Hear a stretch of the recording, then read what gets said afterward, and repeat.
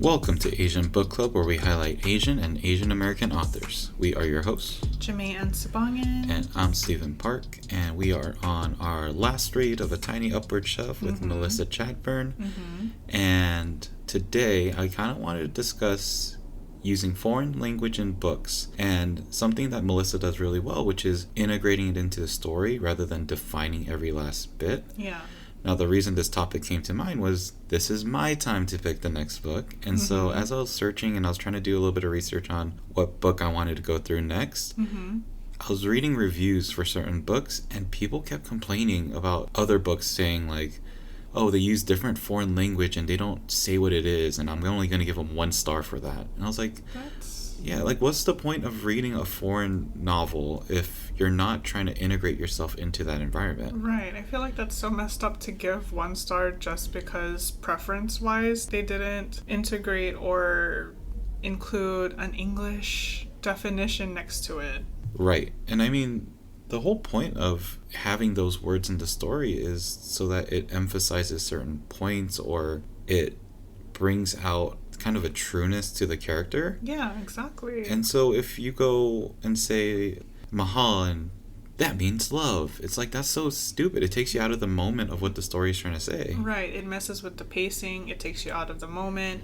And it's not natural to the character anymore. Right. The character isn't going to define these things for themselves, so it doesn't make sense for it to be included in the story. And on top of that, that becomes English supremacy. Right. And it's, again, one of those things where it's, why are we always having to teach rather than someone going to look up these things? Like, Right. if you're trying to get into the story, imagine that you're reading a book that you didn't know the definition to. What would you do? You'd look it up. Right, you'd either look it up or look at the context clues and then just keep going. Right. And I don't think it's surprising that when I do look at the profiles of these people, because that's the direction that my brain goes in, Yup. it is very familiar. It's always someone who's white. Yes. It never is someone who's of color. And usually if there's a secondary comment section where you can comment on the comment, it's people defending the choice to use those words and use the foreign Absolutely. language within there. Absolutely. I, at first, was definitely more confused by the beginning of the story with the utilization of some of the words I didn't know. But luckily, I know a couple of Tagalog words, so There's that. I kind of was able to use some of that within the story. But the other thing that Melissa does really well is use context clues. Yes. So I never really felt like I needed to look something up. I felt like it all made sense within the story, and I can get a sense of what that word meant, Right. even without having to Google search it or translate it. Right. Or sometimes you ask a certain person who also knows Tagalog words. Right. But anyways, that was my little gripe as I was researching for the next book. Totally. And can I add that people are not going to make that same comment about not having translation when it's French words or when it's Italian words. They're going to look it up, or they already know it. Right. Why? Because they're constantly reading things with those same words, and if they just did that for other languages, maybe they wouldn't have such gripes. Yeah, so, if you have your own defense against why you don't like the use of the foreign language in books, definitely I'd be curious as to what it is, because I don't like just to think that there's only one way to do it. But I think you and I both feel the same way about it. Yes. And I think you and I would probably feel the same way about our recommendation for this week. Our recommendation for this week is Zelina on Wheels. Their name is Zelina, and she's known on Instagram for posting videos of her skating and fashion choices. And what I appreciate about Zelina is that she doesn't only just post the tricks that she can do and that she nails, but she also posts the fails that she takes. So when she falls, or if she is learning a new trick, she posts those very frequently, just as frequently as her really good videos where she's actually getting the trick. And what makes me appreciate that is that it makes me feel like I can do it too. I have been thinking about skating, even though I'm very clumsy, but with Zelina and Nicole Byer encouraging people and showing people that they can do it, I feel like I can do it too. Yes, but we should buy a lot of pads and helmets. Absolutely. If you don't already know and if you don't already remember, I'm clumsy as heck. You can see Zelina's work and support her work as well on Instagram at Zelina on Wheels. That's spelled ZELINAONWHEELS. And that's our recommendation for the week. Okay, so this is our last read of A Tiny Upward Shove by Melissa Chadbourne. What have we gone to so far? So far we've gotten into a lot. We've seen Mutya and Lola where they've been while Marina has been in the Pines. We also learned more about Alex's backstory and how she had an adoptive mother before she went back home. And then we also started seeing more of the Aswang again in the last read. Right. But before we get into that, a few content warnings. In this last read, there is mention and actual show of sexual abuse, child abuse, and mention of drug abuse. Right. So, this book's still heavy. Yes. But we're in our very last read. And we're reading pages 257 to 334 on hardcover, which are chapters Redaction to Departure. And now, going into this last read, we are focusing on the major topics. It still is jumping in terms of the timeline. And so let's start off with how there are new characters introduced in this last quarter. Right. I mean, we're kind of wrapping everything up. We see where the story's going. And yet we get a lot of new characters. Yes, and I kind of felt like, where in the world is this going? Because even by 30 pages out, there was a new character added into the story, and it kind of made me feel a little scared. And not by spooky scared, but afraid that we were ending on a cliffhanger. Right, and the characters have relevance. Yeah, absolutely. But it was also interesting that Melissa decided to put so much backstory to each character. It wasn't just that this was a new character, this was the sheriff in town, or this was a person in charge of this, or like it every character had something that we could attach the personality to. Right, and like you said, there was purpose. For example, one of the new characters was Corin, and Corin was supposed to show like a soft side to Willie. Right. Kind of? I mean, I don't know if you remember the part where Corinne and Willie are hanging out, and all of a sudden Willie asks Corinne to kiss him. Yeah. That, like, nearly made me vomit. I was so disgusted. I was revulsed as well, but it did show that he had feelings for this person, and that it was less of a, I'm gonna take over, and more of a, can you kiss me? Yeah, I mean, it was the one time he asked for permission. Consent. But it was, like, the way that Corinne described it. Yeah. It was very disgusting. Like, the smells, the taste of it. Oh. It was so nasty. Another character that we were introduced to was Constable Sherman, who ended up being the arresting officer for Willie. You know, we'll get to that part as we get to it. A little later, yes. But there was a chapter dedicated to him, just talking about his background a little bit. And his intentions for being a sheriff, or not a sheriff, but a constable. Right. In that he wasn't just out there trying to arrest people. He was out there trying to help. He wanted to get to know who these people on the streets were. Right. And trying to find ways to bring resources to them, even if it was on his own time. Right. Speaking of words that I don't know that are foreign, what is a constable? I think a constable is an officer. That's what it sounded like to me. I didn't look it up. Instead, what I did was see the context clues, because it seemed like the other constables were more focused on arresting than they were about helping. Right. Yeah, I don't know. But we also get introduced to Jan and Josie. And Josie's daughter, Sasha. Right. So these characters, well, mainly one of them, Josie, ends up being a very big part of this ending. Yes. Which we'll get to, because let's talk about the different endings for all the different characters. Definitely. And with these endings, we do start to see the loose ends tied up. Right. First is Mutya, Right. and how she never showed up for Marina. She didn't show up when Marina was getting emancipated in court. Right. And that was her failing and her just giving up and trying to be a godly woman without being a parent.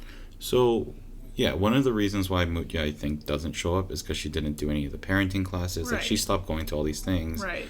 But the sad part is, throughout this book, Mm-hmm. we see several instances that I think could have possibly changed the trajectory of Marina's path. Right. And I think Mutya had several different points where she could have affected her life. Right. This was definitely one of the biggest ones, in my opinion. Mm-hmm. Was Marina just kept looking and hoping that Mutya would be there. Right. There was even that scene where she was on the bus with who she called the gerbil boy. Yeah, the little kid that was there first. Right, and she kept talking about that little kid like he was a little child. Like, he was so gleeful and excited to see his mom. And she was like, oh, that's stupid. Don't be happy about that. Right.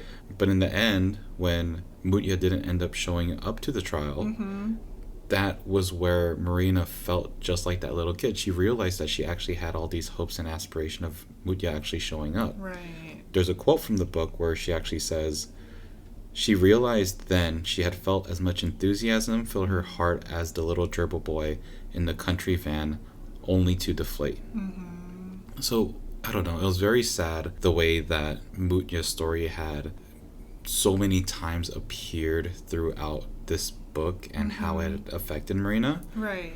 But I also felt like the chapter that Melissa had put in at the very end with describing Mutya's story, Right.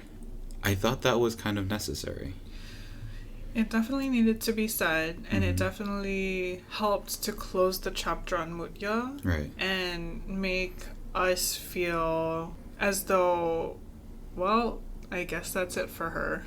Kind of. I mean, for me, it did a little bit more than that. Okay. So we always see the perspective through which the author wants us to see, right? Mm-hmm. So we see Marina's perspective, and we see her home alone. We see her feeling lonely, and so the vibe and the mood is very sad, desperate, looking for love. Yeah. But when Mutya finally gets that chapter to explain herself, it sounds very adult in some of the decisions that she's making. It doesn't mean that she was a successful parent by any means, but it shows the reasoning behind her leaving Marina alone. That's fair. Because for me, I was always like, okay, so she's a really bad mother. Like, she doesn't care about Marina. She has no... Like, why does she even want Marina around? Like, why not just send her to Lola? But then we find out Mutya actually really loved Marina. She just didn't want her to see that side. She didn't want Marina to see her with her boyfriends. And then that day that she ended up going to Sam's place, she was sad that Marina had begged so many times. And so that was the reason she actually decided to let her go. And I thought it humanized the experience of who Mutya was rather than just seeing her as a bad parent. Fair. That's fair. Yeah. So, yeah, I mean, like you said, I think it does tie the bow on her story. I still don't think she was a great mother. I mean, clearly there are a lot of things that she didn't do to actually help the life of Marina. Or protect her Right. at all. Right. But, once again, I think that was necessary. Another ending that we already knew because it started at the very beginning of this story is that Marina died. But the Aswang, which is also what we know from the beginning of the story, finished her mission, which was what we found out towards the end of the book is that her mission was to find Sabina, who is Alex's adoptive mother. Right. So before we even get there, there's a lot of story for Marina to fill. So Marina is starting off in this halfway house where she is now able to get emancipated. This is where we get to the scene where she's in the courthouse and Mutya doesn't show up. But then we see the whole story of Marina going through the path of what eventually leads to her becoming a sex worker. And I think one of the things that's so well done in this book is it really highlights the life of what homelessness could be. for young people. Exactly. Like, for me, I still don't know what that is. Like, I haven't seen it through my own lens. I've only seen it around. I mean, we live in Portland, and Portland has a very big homeless population right now. I've also lived in LA, which has historically had a big homeless population. So I've always seen that aspect. But especially for for my household, I don't know if this is a lot of Asian American stories, but from my story, what I was always told was, if you don't study hard or you don't work hard, you're gonna be a homeless person. You're gonna not have a place to live.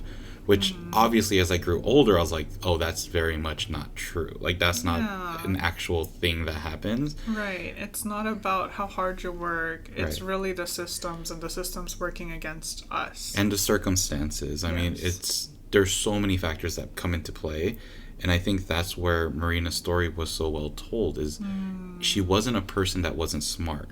She wasn't a person that didn't try. She just ended up in a spot where she didn't have any more options. Right. She kept trying. She was very intelligent. She had so much talent. But circumstances and decisions that were made forced her into the foster home, and then forced her into the, not necessarily foster home, but it was like for the emancipated. It's not Section 8 housing, but it's like a middle ground. It's somewhere where the housing is somewhat affordable and you can still live in. It's subsidized housing. There you go. And even in that, we know that she's not earning money, but she wants to earn money, so she's trying to get a job, but the paychecks won't come through, or if they do, they get lost. So she's like, I just want to go to, like, I forget, like, one of the printing or copier companies. Cisco? I don't know.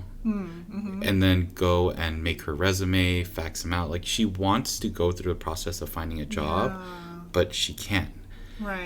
This also leads to another problem that then forms, which is her addiction. And also, in order to feed that addiction, she starts pickpocketing, which she realizes she's good at. So then she meets this person who helps even more fuel her addiction. She falls down this really bad rabbit hole. The other thing she does for money is then start to provide sexual services. And she mainly starts practicing that out of the Astoria, which is one of the motels that she is in, and eventually realizes that she can't end up fulfilling her mission of getting to Sabina by just doing that. So then she has to kind of span out a little bit more. There's another scene within this Marina story where she finds out that Alex has gone into a really bad car accident, and she ends up running around trying to find Alex, but she is high off of, I think it was heroin, and this is at the same time that the Rodney King riots are happening, so it really shows this massive amount of disorientation, confusion, and just her trying to navigate herself to this point where she's trying to succeed, but is really struggling to do so from everything that's currently happening. Just too many things, too many thoughts and outside influences that are making things difficult. And eventually we don't actually get to the point where she meets Willie. No. At least through this story. We get that through the italicized sections earlier on in the book. But we can make the assumption that she meets Willie because she has bought that train ticket that takes her all the way up to Vancouver. She's trying to navigate that space. And I mean, I think with her trying to make a little bit extra money, we eventually get to the scene where Marina meets Willie and then the whole thing happens. In addition, another person that we mentioned earlier, Josie, we see her ending as well. And for her, it was not a terrible ending. No, it's definitely not terrible. I mean, it's not good. No. But it's not terrible. This was going to be Willie's 50th. Which, that, like, so dehumanizing to think of her in that way, at least from Willie's perspective. So, Josie we see as someone who was cared for by Jan. She has her daughter and constantly reflects back onto her daughter wearing that green coat. And for me, it was definitely a sign of nurturing. It was the same way that Yes. Sabina had that hat with the cat ears. Yep. So we see a lot of love surrounding Josie's character, even though we see the trauma and the desperation. Because one of the things that drives Josie is the drug addiction. Yes. She sees Willie's truck and she's like, I shouldn't go into this. But she is lured by the bag and she feels like she has no other choice. Right. And all throughout the time that she's with Willie, she keeps thinking, I could leave, I could leave, I could leave. Right. And even up to the point where Willie is taking advantage of her, she's counting. And for her, counting is the way for her to leave the situation or to at least blank out her mind. Right. And what we see is that this is where the Aswang comes into action. Right. The Aswang waits until the last minute, jumps out, scares Willie, and Josie's able to run out and find help along the road. Right. So this was a part where I was kind of confused. Because, like the Aswang grabbed Willie. Yes. And then took a bite out of his arm. Yes. And then had to make the decision of what to do next. Like, does she stay and kill Willie? Or does she try to go meet Sabina? Right. And because I think the Aswang is a she. Yeah. I think because the Aswang could only finish one thing, either avenge Marina's death or finish Marina's mission. Right. But what happens to Willie? So we know what happens to Willie in the long run. Right. But does she just leave? Yes. Essentially takes a bite and has to leave because if she keeps going, she's going to end up killing. But she didn't tie him up or anything. No. She just left him? Well, he's bleeding out, so... Oh, I guess so. I don't know. I was just thinking, also, if you want someone to bleed out, don't allow that person to go for help. This is Murder 101. But tie also... him up or something. Well, so whether or not Willie is tied up, if Willie were to run out for help, he would either A, bleed out, or B, scare someone enough to be like, oh, I think we need help. And if he does go to the hospital, people are going to ask who he is and why he's like this. True. And either way, the truth is going to come out because Willie is we can't say that word in this. A dumb butt. Yeah. Anyways, that was just the point that I was a little confused on. Because, in the story, the song takes a bite. And I was like, the song left. I was like, where's Willie? Why is no one doing anything? It's like, if you're watching a scary movie, it's like, why are you entering that room? Don't leave the killer to just survive. Fair, but like I said, whether or not Willie stays on the property or leaves, either way, someone's going to figure out something's wrong. Anyways, the Aswang leaves.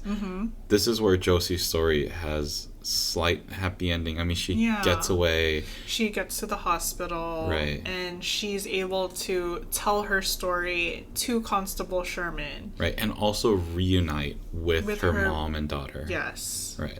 Yep. And this is where Constable Sherman goes and picks up Willie. Yes. So the chapter starts off by telling us that Willie does get arrested, and then the rest of the chapter describes how he gets arrested. Right. Because Willie decides to be very braggy about what he's been doing. Right. And he's bragging this to a person who's an undercover officer. Right. So this isn't with Constable Sherman. This is what I think is happening in the cell. In the cell, yep. And then, then undercover cop who is also a constable, so I guess he's not a cop. Whatever he is, ends up talking to Willie, and Willie lets it all out. Yes. And just tells about the 50 women he's killed, how they're buried. And the 49 women. 49 women, true. But, so this is where Willie gets arrested, and we get some sense of justice. We did have that story with Corinne in the middle, which was cringing. That was a reach. But we do see that side of Willie, and we also know the side of Willie that we read very early on in the book of what traumas led up to him maybe being this character that he is. And then we get the storybook present day Willie of an awful human who is murdering and raping women. Yeah. But he gets arrested. And I'm sure bad things happen to him in jail. But then we do get one good ending in this book. One happy ending, yes. Yes. In that the Aswang is able to find Sabina, gave Sabina the whole rundown of Alex, where she's been, what's happened to her, where she might be. And she starts this off by giving her the cat ear hat. Which then Sabina asks Marina to come into the house. I was like, wow, that's so brave.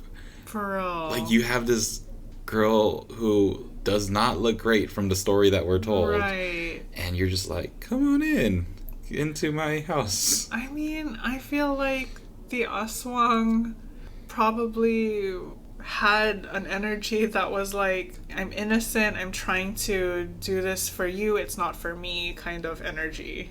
Yeah, I mean, that could definitely be it, but very brave of Sabina. I agree, especially at the time of day this is dark of night. Yeah. Absolutely. I totally agree with you, but I also think that the Aswang's determination and insistence was on her side. That's fair. So this eventually leads to the reunion of Alex and Sabina. Yes. I feel like the only heartwarming part of this entire book. And it's them kind of cozied up. They're having a Christmas or holiday celebration. Yes. And they even write that it felt like they've been doing this celebration for years. Yeah. I was a little scared, honestly, reading it. I was like, something bad's going to happen in this too, but it didn't. It was a very happy ending that brought this horrific journey to a nice standstill. Yeah. It was like if you're driving and you watch a bunch of accidents happen right in front of your face, and then you just gently stop in the parking lot. Yes, exactly. So, to go on from there, so this is the end of the story. This is the end of A Tiny Upward Shove. But I think a very good thing to do is continue on by reading the last 2 chapters, I guess. The next 2 sections. Which are the coda and the author's note. Right. And I say this, we both say this, but I say this in particular because when I read the last paragraph, I felt angry. Like, even though I knew that Alex was fine, she had her happy ending with Sabina, the last paragraph, which I will read on page 334 of the hardcover book, kind of made me feel like a little mad. Here is what it says. God let bad happen, but the goddess granted Marina and Willie a miracle of sorts, because somehow what they all got in the end was what they'd hoped for all along, a kind of mercy. And to me, I felt like Marina had no mercy. Like, maybe Willie had mercy in that he got to live. It might have more been that Marina's mercy came when I think she was in the halfway house. And I think she started to see that her life wasn't really going as planned, and she had suffered so much. And I don't know if she saw an end to the suffering. And I feel like, I can't remember the exact words, but I felt like something in there where Marina talked about how difficult the life was, or how almost like how she didn't maybe want to continue to live that life. That's fair. I mean, there are a lot of better happy endings to give Marina. Yeah. But I think that was the relief or the ending that maybe satisfied some of Marina's suffering. That's fair, because by this point she's been trying, she's been doing all the things that she's told to do, but still without any return. Right. And even if she gets to a point where all of a sudden she's saved, and let's say Mutya became a millionaire and then picked up Marina, and now they're going to live on a beach house, she still has this drug addiction that she has to deal with. She still has this past of multiple sexual abuses and rapes and things. So her story is so riddled with such trauma. it's not saying that someone who has that story can't come out of it, but it's just a very rough life that she's lived. And so maybe this is that relief. I see. Yeah. And I think reading just before that quote that you gave is where I actually highlighted in my notes. And same thing, on page 334, what I wrote was, I could see how closely their lives intertwined, how they were both shaped by the same kinds of hurts and disappointments. Even as children, they thought their God allowed bad to happen. I thought that was such an interesting wrapping up to the story. Is that what I deal as the protagonist in Marina and the antagonist in Willie did both have some major traumatic events that led to where they were. And yeah, like there's clearly a bad person in this, but the fact that their lives were so closely intertwined was something I hadn't thought about the whole book. And then when I read that, I was like, oh my gosh. Like big old like moment. For real. Yeah. There's one other thing I wanted to highlight, and the reason why I'm trying to get all this out the way is because I feel like the coda and the author's note. Yeah, I think that kind of brings the whole story together. So I want to get all the depressing stuff out now. Absolutely. I want to know your thoughts on the one scene where Marina's running out and she's going into the LA riots, and she ends up running into someone who is carrying a crossbow. She's on the search for Alex, so she believes that this person is Alex. The person slams her against the wall and starts touching her, but because she thinks it's Alex, she's like, her. Yeah, and just like is happy to be there. Right. But once she finds out that it's not Alex, she ends up finding out that I think they wrote just a random guy. I think they even wrote a skinhead. So like maybe someone who's very racist, because the comments that he makes are also very derogatory and racist. Yeah. And it's followed by this line. So this is on page 288. On her knees, in an alley, within a world on fire with rage and race wars. An alley between streets where women were being dragged from their cars. Where people were hiding in church basements. Where children were left home alone wondering. Watching their streets go up in flames and yet wanting new sneakers and watches and radios. And more stuff. In an alley with a hot wad of hate-filled spit on her cheeks. She had never in her life been more in need of a change. The imagery behind that was just so wild. I don't know if it's because, we talked about this with Bodega. Like, LA riots were something I've seen and done a little bit of research on. Yeah.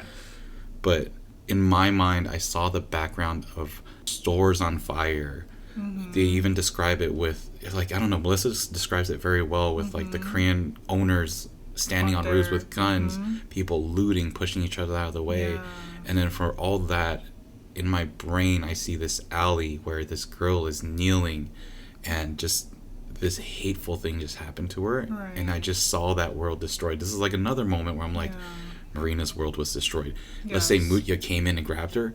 Maybe that changes the story again. Right. Probably like never gonna happen, but I don't know. Like it was such a big moment in this book for me. Did you have any thoughts as you were reading this part of it? It felt very... I mean, we keep using this word, but it felt very dark. Like, if this is a moment where I felt like I was in her shoes, and if I were Marina at that point, I would have just laid down in the alley and just waited for death. Oh, I would have cried. I would be crying while laying down in that alley, but I wouldn't have like wanted to do anything anymore. Right, exactly. I wouldn't have stood up. I wouldn't have tried continuing my mission. I would have felt like it doesn't make sense. It doesn't matter anymore because there's just the whole world is literally and figuratively on fire. Right. Okay. Let's get to the coda, which is still not great, but it at least provides a sense of where this story came from. Yes, it sheds more light on the direction of A Tiny Upward Shove, and the coda and the author's note shows that the story in whole was taken from Melissa's journalistic research and findings, specifically acknowledging the missing and murdered Indigenous women, girls, and Two-Spirit individuals. And I think she mentions this in the book at one point, but there's that part of land that goes from, I think it was Seattle or Portland. It's the Pacific Northwest. Yes. But I think it's called the Trail of Tears because so many women, especially Indigenous women, people get lost there, that it ended up picking up its own nickname. which is awful. I really appreciate that Melissa Chadbourne does spend time on highlighting this, describing that these are truer stories.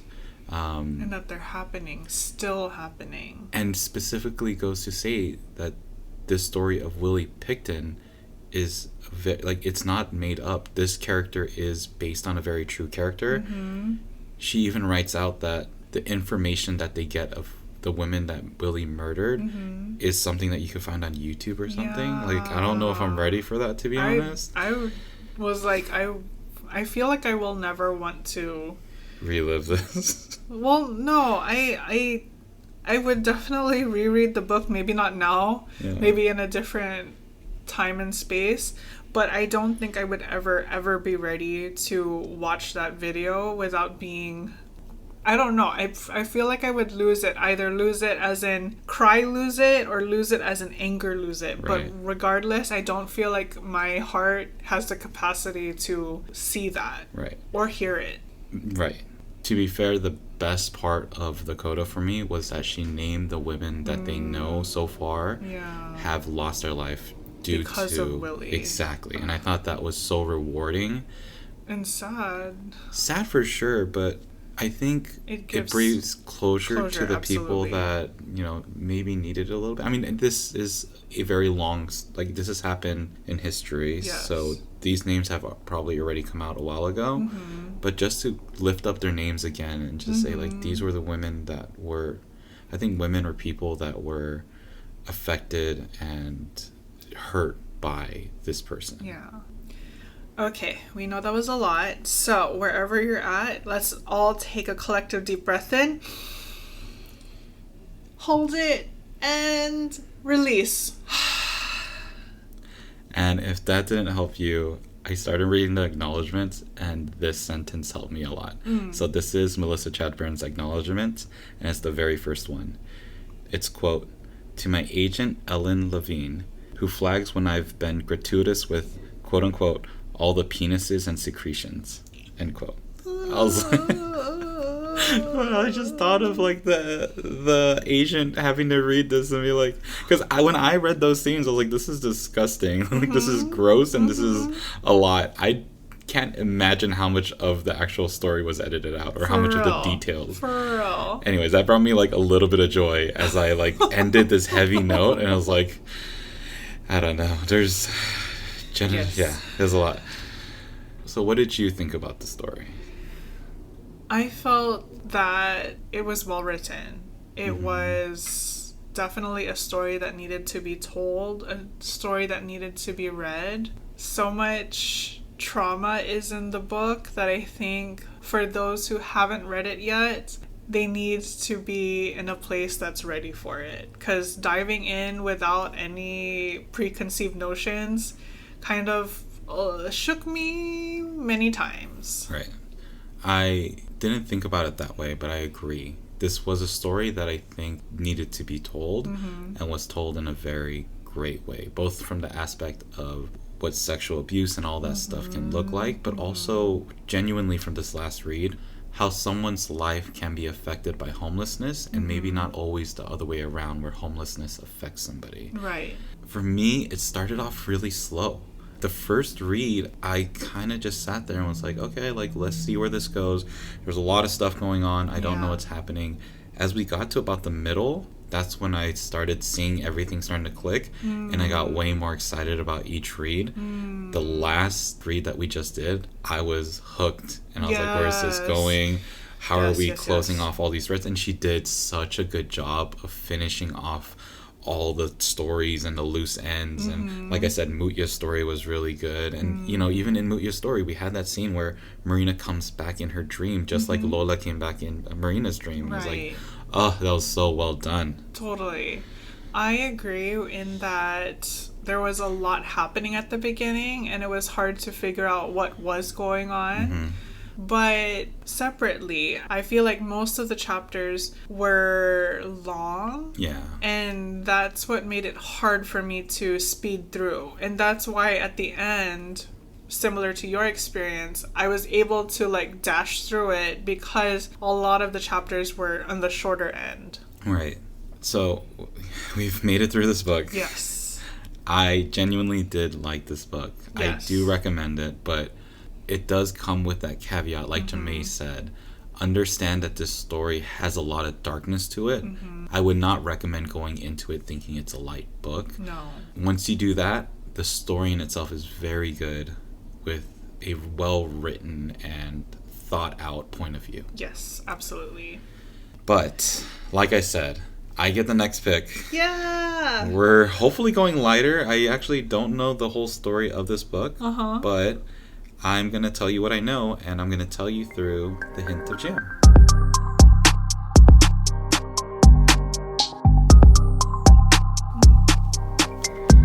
Okay, so 3 hints. First is it's a more lighthearted read. Second, this is the author's first novel. And third, it's a New York Times Editor's Choice book, as well as an NPR Best Book of 2022. Now, I'm going to give you 3 choices. Okay. The 3 choices are, first, Disoriented by Elaine Shea Chu. I may have said that middle name wrong, and I'm so sorry if I did. Second, Severance by Ling Ma. Third, What My Bones Know by Stephanie Fu. What do you pick? Well, first of all, what I know about these books, most of them are not lighthearted.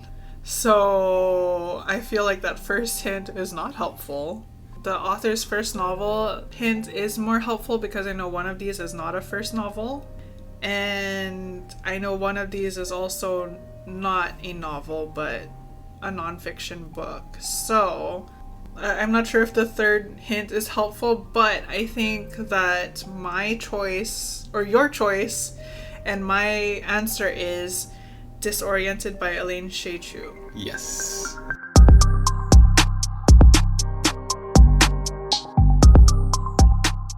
Disorientation. Sorry, I wrote it wrong. Disorientation. Okay, so the amount that I read, I heard it was somewhat lighthearted, even though it deals around a heavier subject, which is identification. Exactly. But let's talk about the author. Okay. So, Elaine Shea Chu, once again, I'm so sorry if I said that wrong, but she's a Taiwanese-American writer from California. She's a former Rona Jaff Graduate Fellow, also might have said Jaff wrong, at NYU and NYFA Artist Fellow. She's also the recipient of the 2023 Fred R. Brown Literary Award. The back cover of the book gives us a little bit more insight on what we're going to read, so let me give that to you. A Taiwanese-American woman's coming of consciousness ignites eye-opening revelations and chaos on a college campus in this outrageously hilarious and startling tender debut novel.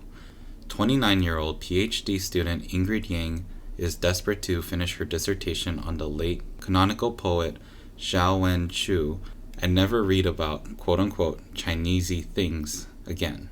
But after years of grueling research, all she has to show for her efforts are junk food addiction and stomach pain. When she accidentally stumbles upon a curious note in the Chu archives one afternoon, she convinces herself it's her ticket out of the academic hell. But Ingrid's in much deeper than she thinks. Her clumsy exploits to unravel the note's message lead to an explosive discovery, upending not only her sheltered life within academia, but her entire world beyond it. With her trusty friend Eunice Kim by her side and her rival Vivian Vo hot on her tail, together they set off on a roller coaster of mishaps and misadventures, from book burnings and OTC drug hallucinations to hot button protests and Yellow Peril 2.0 propaganda. In the aftermath, nothing looks the same to Ingrid, including her gentle, doting fiancé Stephen Green when he embarks on a book tour with the super kawaii Japanese author he's translated. Doubts and insecurities creep in for the first time. As the events Ingrid instigated keep spiraling, she'll have to confront her sticky relationship to white men and white institutions, and most of all, herself. Wow. Yes. I'm excited. I'm excited too, but it doesn't sound very light, like I said earlier. Okay, maybe light's not the word. It sounds fun.